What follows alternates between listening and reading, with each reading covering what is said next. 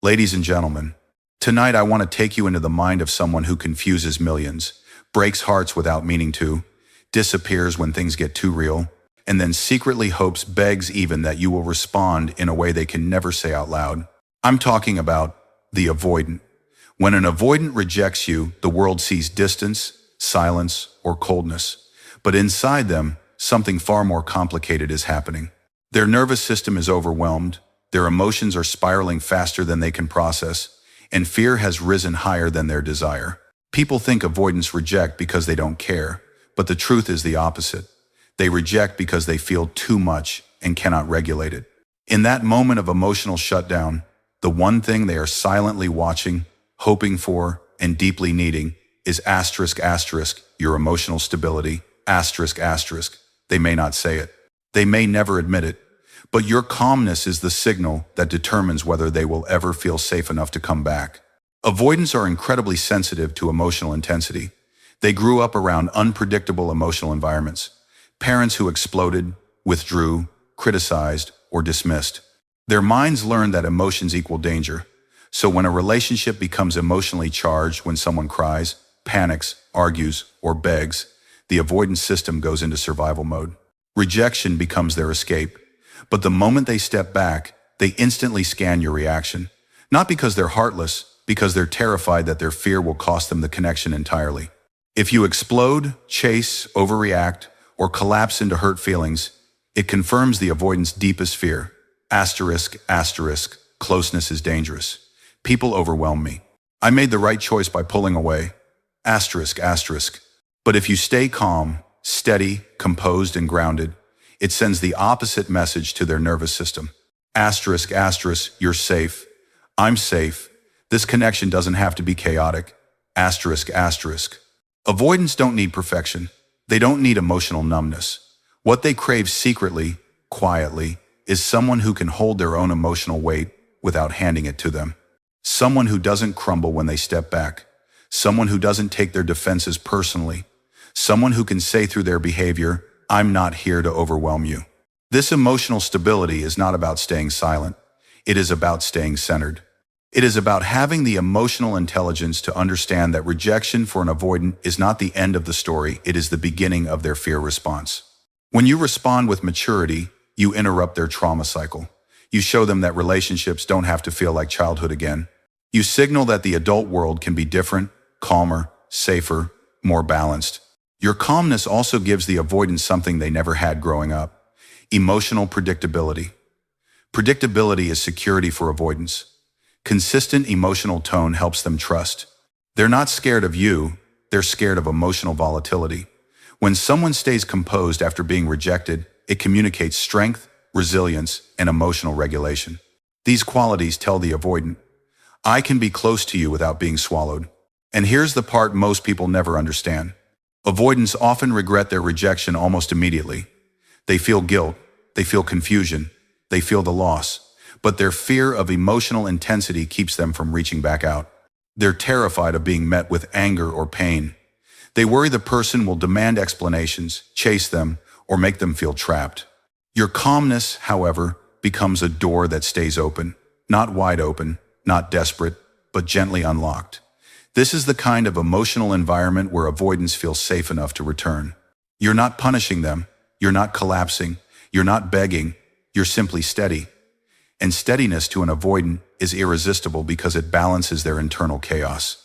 When they push you away and you stay grounded, you become the exception to their entire emotional history. You become the first person who doesn't mirror their fear. You become the one who stands firm while they wobble. You become the safe space they didn't know they needed. You become the person whose emotional presence calms their internal storm instead of activating it. This stability tells them, I can trust you with my silence. I can trust you with my distance. I can trust you with my fear. And trust is the currency avoidants value more than anything. So while they may reject you in the moment, your reaction determines whether they feel hope or regret. Emotional stability doesn't just help you handle the situation, it silently rewires their perception of love itself. Because deep down, avoidants don't want someone who chases them. They want someone who stays calm. They don't want someone who demands. They want someone who understands. They don't want emotional storms. They want emotional safety. And when you show that safety through your composure, you become the one person they feel drawn back to, not because you force them, but because you created the one feeling they've never known how to handle. Peace. Avoidants live in an emotional paradox that very few people understand. They crave closeness but fear it. They long for connection but feel overwhelmed by it. They want love but panic when love arrives too intensely. So when they reject you or pull away, the last thing they truly want is for you to vanish completely. And yet the last thing they can tolerate is someone clinging to them in that moment of fear. This is why the second keynote says, avoidance asterisk asterisk, hope you respect their need for space without disappearing asterisk asterisk. It is the exact middle ground, the emotional sweet spot, the quiet place where their nervous system can relax enough to not feel threatened but comforted instead. When an avoidant takes space, it is not punishment, it is regulation. Their nervous system is overstimulated, their emotional bandwidth overwhelmed, their internal alarms ringing. Pulling away is their survival instinct, a deeply conditioned reflex formed in childhood when closeness often meant emotional unpredictability. Space becomes their oxygen, their reset button, their only way to feel safe again. But here's the part they never voice. They do not want that space to be interpreted as a goodbye. They don't want it to end the connection. They don't want you to walk away with finality. They just need the panic inside them to settle. This is where the trap happens. Many people misinterpret an avoidance distance as total rejection. They think the avoidant has lost interest, moved on, or stopped caring. And with that assumption, they cut ties, they withdraw deeply, or they shut the avoidant out to protect themselves. That reaction confirms the avoidant's deepest childhood wound. If I pull back, people will leave. If I need space, I lose connection. If I take a breath, I'll be abandoned. The very fear that caused them to retreat becomes reality, and it reinforces their belief that closeness is dangerous. But when someone respects an avoidance space without disappearing entirely, it creates a completely different emotional outcome. It tells the avoidant, you can breathe without losing me. It says, your need for space isn't a threat to this connection. It communicates, I'm here, but I'm not suffocating you. And that balance gives the avoidant exactly what their attachment system needs to feel safe. Freedom with connection, independence without detachment, space without loss. Avoidants hope for someone who doesn't chase because chasing overwhelms them. They hope for someone who doesn't vanish because vanishing devastates them. They hope for someone who remains emotionally present in a grounded, peaceful way because that presence tells them they are still valued even when they feel unsteady. This is the nuance most people miss. Avoidants don't need space-times from you. Asterisk. They need space from the emotional intensity inside themselves. They're not running from the relationship, they're running from their own fear. And if you disappear too quickly, they internalize that as confirmation that their needs are too much, or that love requires them to sacrifice their autonomy. That belief keeps them stuck in their avoidant patterns. Instead, they long quietly, silently, secretly, for the kind of partner who can tolerate their temporary distance without falling apart. Someone who doesn't interrogate, panic, guilt trip, or demand closeness right away. Someone who can stay calm in the silence. Someone who can trust that the connection doesn't rely on constant closeness to survive. That emotional steadiness feels revolutionary to an avoidant. Respecting their space doesn't mean ignoring them. It means staying subtly present. It means being warm but not intense. It means responding without urgency.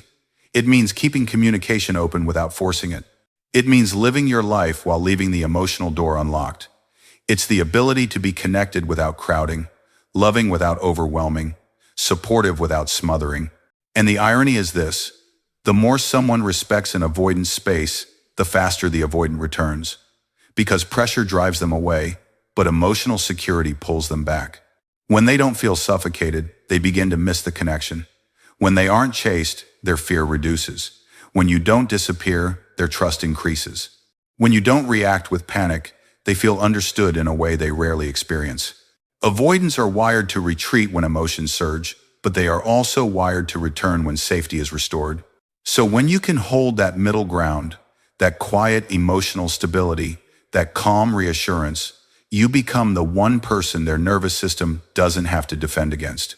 They don't want distance forever, they want distance long enough to feel safe again. They don't want you gone, they want you grounded. They don't want disconnection, they want breathing room. Respecting their space without disappearing is not just high value to an avoidant, it is healing. It is the antidote to their fear. It is the behavior that breaks their attachment cycle. It is the signal that tells them, you can be afraid and still loved. You can take space and not be abandoned. You can come back and still be welcomed. Avoidants live with a deep internal fear that most people never see: the fear of being consumed, needed too much, or pulled into emotional intensity they cannot handle. So when they reject you or take space, the one thing that brings them the most relief, the most comfort, and the most secret admiration is when you shift your focus back onto your own life. This isn't a game. This isn't manipulation. This is psychology. Because your independence communicates something their nervous system desperately needs to feel. Being close to you won't cost me my freedom. Avoidants are terrified of losing themselves in relationships. They spent their childhood feeling responsible for adults who couldn't regulate their own emotions, or they learned that love meant taking care of others at the expense of their own needs. They carried emotional weight long before they were old enough to understand it. So as adults, when someone makes them the center of their world, it doesn't feel flattering, it feels suffocating. It reminds them of the emotional burden they had to carry when they were young. It feels like a trap. It activates panic instead of closeness. But when a partner lives with purpose, passion, and independence, when they continue moving forward even after rejection, the avoidant feels something rare inside their body. Safety. They realize, even subconsciously, that this person will not collapse onto them emotionally. They will not demand constant reassurance. They will not rely on the avoidant as their only source of significance. They will not drown the avoidant in expectations. This is why focusing on your own life after rejection becomes a powerful signal. Your independence tells the avoidant, you matter to me, but you're not my entire world. I care about this connection, but I'm not dependent on it. I can love you without losing myself. Avoidants find this deeply appealing, even if they can't articulate why. It removes the emotional pressure they fear. It lowers their guard. It helps them see you not as someone who will overwhelm them, but as someone who will stand beside them without trying to pull them into emotional quicksand. When you focus on your life, your goals, your health, your friendships, your purpose, you show the avoidant that the relationship would be a partnership, not a merger. Avoidants secretly crave that. They crave a relationship where they can breathe, where they can be themselves, where they are wanted, not needed, where they are chosen, not clung to. And here's the part that's invisible from the outside. Focusing on your life also makes the avoidant curious. Avoidants are drawn to people who are self-sufficient. When you start thriving, growing, and expanding, you interrupt the avoidant's expectation that you will chase them. They expect pursuit. They expect emotional intensity. They expect panic or confrontation. But when none of that happens, when instead you shift your energy inward, the avoidant feels something unexpected. Respect. Respect that slowly transforms into interest. Interest that transforms into longing. Longing that transforms into the desire to reconnect. Your independence removes their fear. Your composure awakens their curiosity. Your progress reminds them of your value. Your self-focus activates their attraction. Avoidants rarely say this out loud, but they admire people who can stand on their own. They admire people who aren't afraid to live fully. They admire people with ambition, discipline, and direction. These qualities reassure the avoidant that intimacy won't mean sacrificing individuality, that closeness won't feel like captivity, that the relationship can be spacious enough for both of you to grow. Focusing on your life after rejection also allows the avoidant to feel something they rarely get to feel, the clean experience of missing you. Avoidants cannot miss someone who is energetically chasing them. They can't long for someone who is still at their emotional doorstep. But when you shift your focus inward and reclaim your identity, you create the emotional space necessary for longing to arise. And avoidants long deeply, they just need space, calmness, and independence from the other person to feel it fully. You don't have to pretend you don't care. You don't have to become cold or detached. You simply have to give your energy somewhere productive to yourself. Because when you thrive, the avoidant feels safe enough to approach again. When you stay centered, they feel safe enough to soften. When you don't fall apart, they realize you are not a threat to their autonomy. Avoidants secretly hope you do this after rejection because it gives them the emotional freedom they need while keeping the connection intact. It doesn't shut the door, it doesn't smother them, it doesn't overwhelm them. It simply allows them to breathe while reminding them that you exist as a whole, empowered, stable individual. And when that happens, the avoidant who once ran from you begins to turn back toward you. Not because they were chased, but because your independence removed the fear that made them run in the first place. Avoidants carry a deep, lifelong fear of being misunderstood. They have spent years being labeled as cold, distant, uncaring, or emotionally unavailable, when in reality, everything they do is driven by fear, not indifference. So when they reject someone or pull away, the single thing they fear the most is that you will immediately assume the worst about them. They fear you'll think they never cared. They fear you'll conclude they used you. They fear you'll interpret their withdrawal as cruelty instead of self-protection. And this is why the fourth keynote is so powerful. Avoidants secretly hope you don't assume the worst about them, because being understood reduces their shame and makes connection possible again. Avoidants feel far more than they show. Their emotional world is deep but silent. When they panic and pull away, they are overwhelmed with guilt, more guilt than you would ever imagine. They replay conversations, they question themselves, they wonder if they caused unnecessary hurt. They feel ashamed for not handling their emotions better. But instead of expressing this, they shut down even more, believing that showing guilt will only invite emotional pressure. So all that shame stays inside them, unprocessed, unnoticed, unspoken. When someone assumes the worst, you never cared, you used me, you were lying, you're heartless, that shame turns into a wound so deep it pushes the avoidant further away. Not because they want distance, but because they don't know how to defend themselves emotionally. Conflict makes them withdraw. Accusations make them freeze. Harsh interpretations of their behavior confirm their childhood belief. No matter what I do, people will always believe the worst about me. But when someone chooses to see them with compassion, not excuses, not blind forgiveness, but times understanding, times everything inside the avoidant shifts. Instead of shame, they feel relief. Instead of defensiveness, they feel openness. Instead of fear, they feel safety. When you say through your behavior, I know you were scared, not malicious, the avoidant experiences something they rarely, if ever, felt growing up. Emotional grace. Avoidants never had someone interpret their fear correctly. They never had someone slow down enough to understand that they weren't rejecting affection, they were overwhelmed by the intensity. They never had someone see the trembling child beneath the silent adult. And when you do that, when you refuse to assume the worst, it touches a layer of their heart that is normally locked shut. It also removes pressure.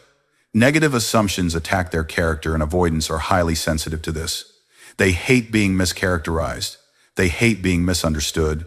They hate being painted as villains when internally they're dealing with anxiety and fear. So a partner who says, I know this wasn't easy for you, becomes someone they feel safe opening up to. Someone who isn't going to punish their vulnerability. Someone who won't turn their fear into a weapon. Avoidants long for understanding more than affection. They long to be seen, not judged. They long to be interpreted correctly. They long for someone who can separate times fear behavior, times from times true intention.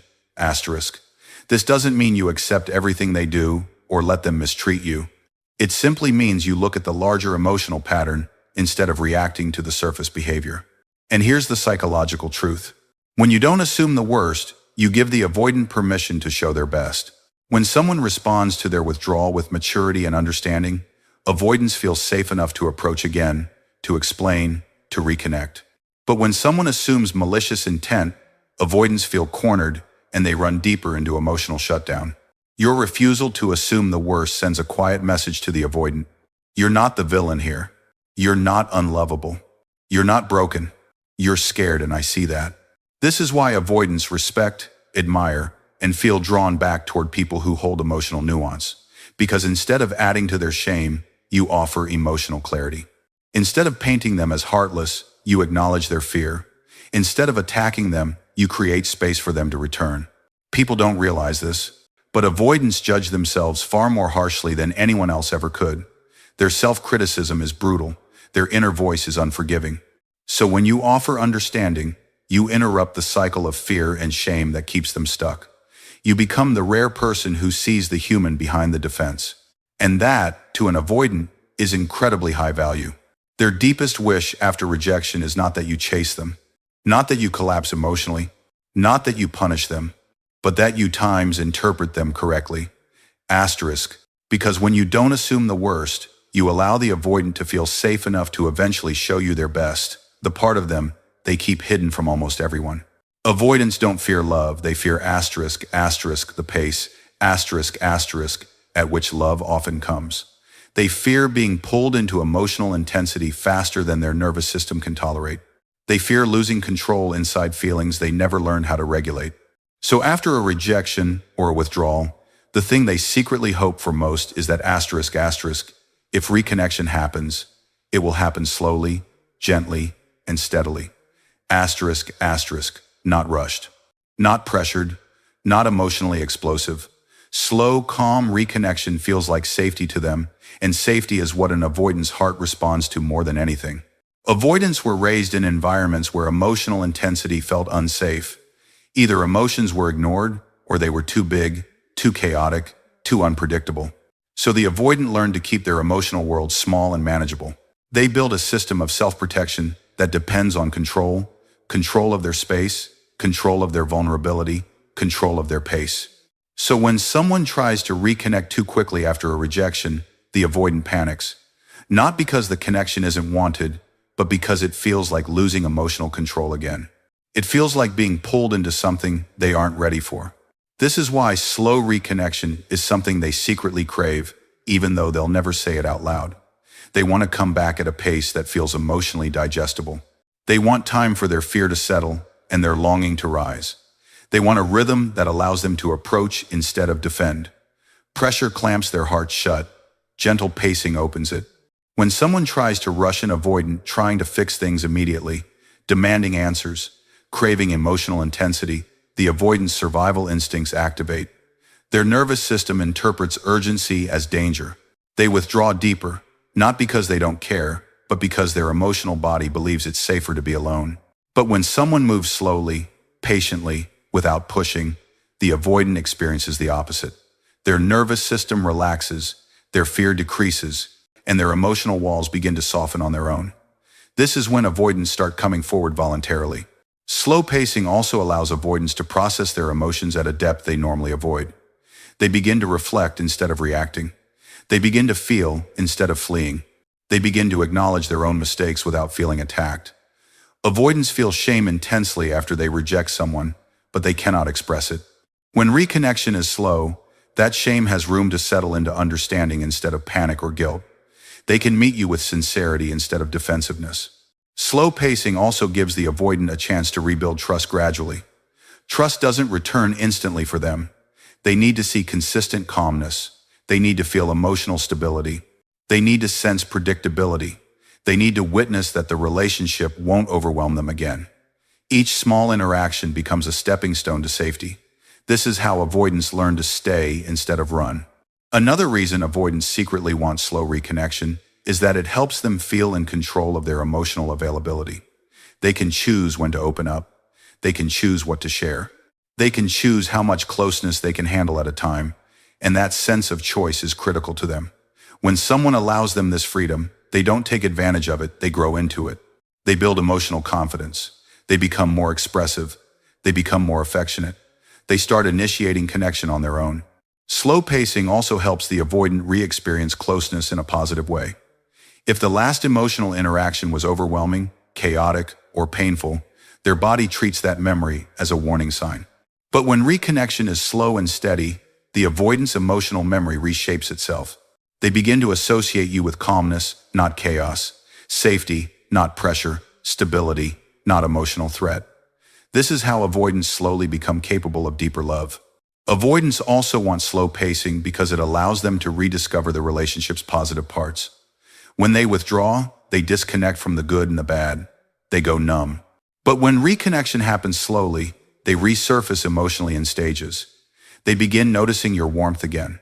They begin missing your presence. They begin reminding themselves why they cared in the first place. They begin allowing themselves to feel vulnerable again, but this time with less fear. Avoidants are not incapable of deep connection. They are incapable of fast connection. Emotional speed is what triggers them. Emotional pacing is what calms them. When someone honors that rhythm, the avoidant feels understood in a way most people never provide. They feel respected, not pressured. They feel valued, not trapped. They feel emotionally safe, not emotionally hunted. Slow reconnection means, I'm not here to overwhelm you. I'm not here to push you. I'll move at a pace your heart can handle. I'm someone you can approach without fear.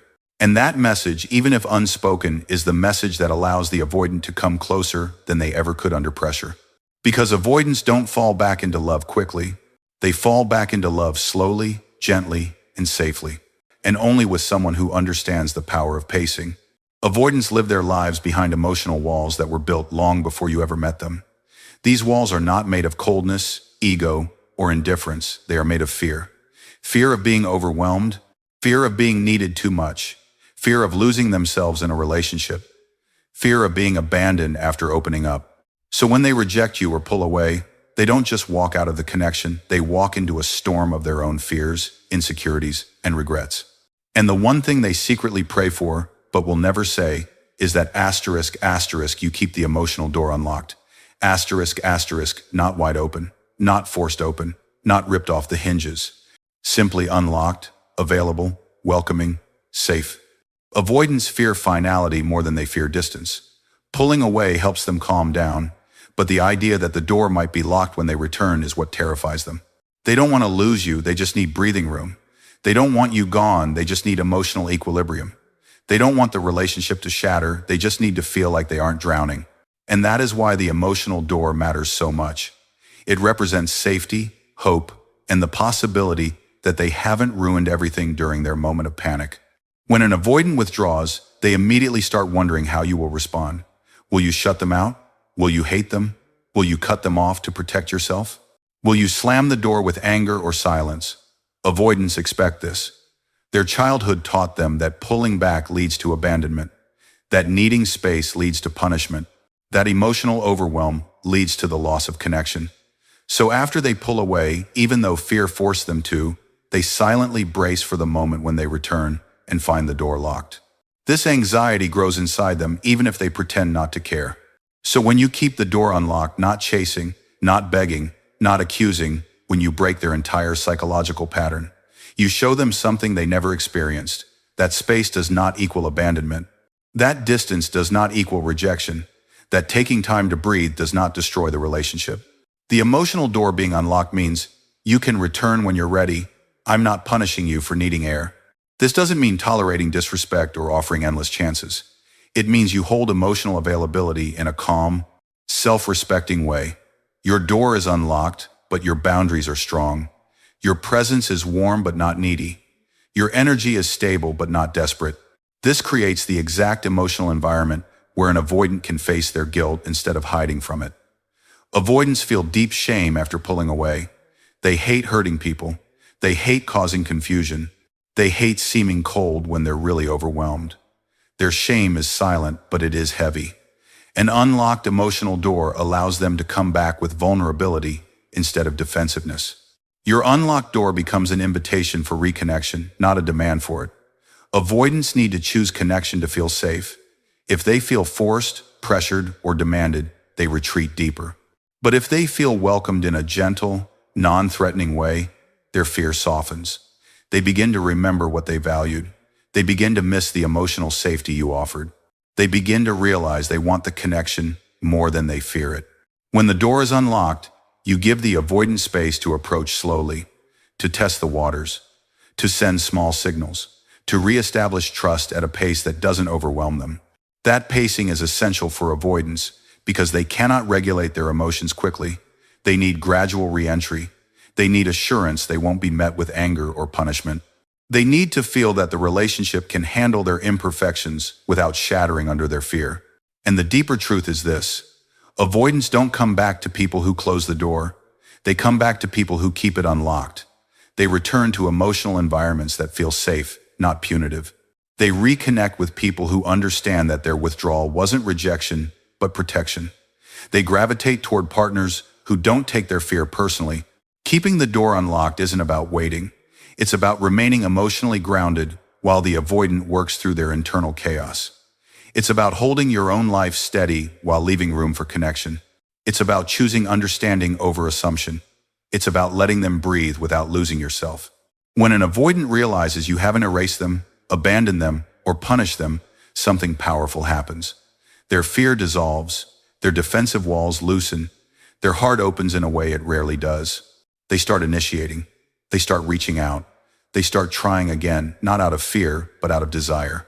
The unlocked door is not softness. It is strength. It is emotional intelligence. It is a deep understanding of the avoidance psychology. It is the quiet signal that says, you are not defined by your fear, and I don't need to punish you to protect myself. That is the environment where avoidants heal. That is the environment where avoidants return. And that is the environment where avoidants finally learn to stay.